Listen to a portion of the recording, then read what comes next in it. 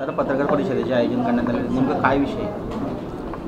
नेमकं ज्वारी खरेदीबाबत आज मला सर्वांना ही माहिती द्यायची होती की राज्य शासनाने आपल्या जळगाव जिल्ह्याचं जेवढं आपल्याला उद्दिष्ट होतं ते आपण 100% मिळवलेलं आहे आणि जी आपली डेट होती 31 जुलैपर्यंतची ती आपल्याला आता 31 ऑगस्टपर्यंत मुदतवाढ मिळाली.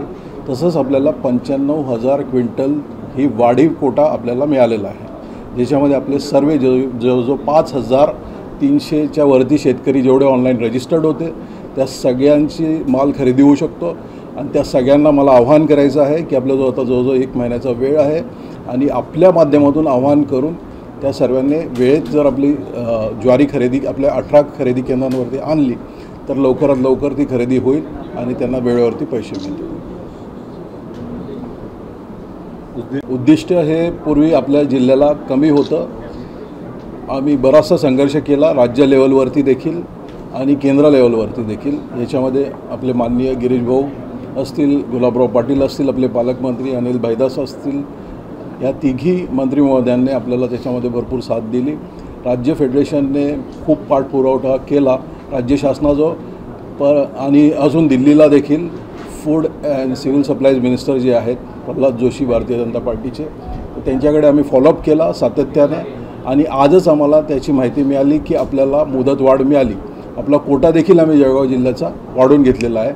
तर त्या अनुषंगाने जवळजवळ 50 ते 55 कोटी रुपयाची ज्वारी आपल्या जिल्ह्यातून खरेदी होणार आहे आणि ते देखील हमी भावाने होणार आहे. आपला हमी भाव साधारण 3,150-180 रुपये आहे. दादा, आपल्या जळगाव जिल्ह्याची जी जमीन आहे ती सुपीक समजली जाते, उपजाऊ अशी जमीन समजली जाते. तर जी नगदी पिकं आहेत, कापूस असेल, ऊस किंवा केळी वगैरे नगदी पिकं आहेत, या माध्यमातून शेतकऱ्यांचं उत्पन्न वाढून शाश्वत शेतीचा नाश होऊ नये अशा पद्धतीनं अजून काही चांगल्या उपाययोजना करते, शेतकरी बांधवांना काही मार्गदर्शन करते.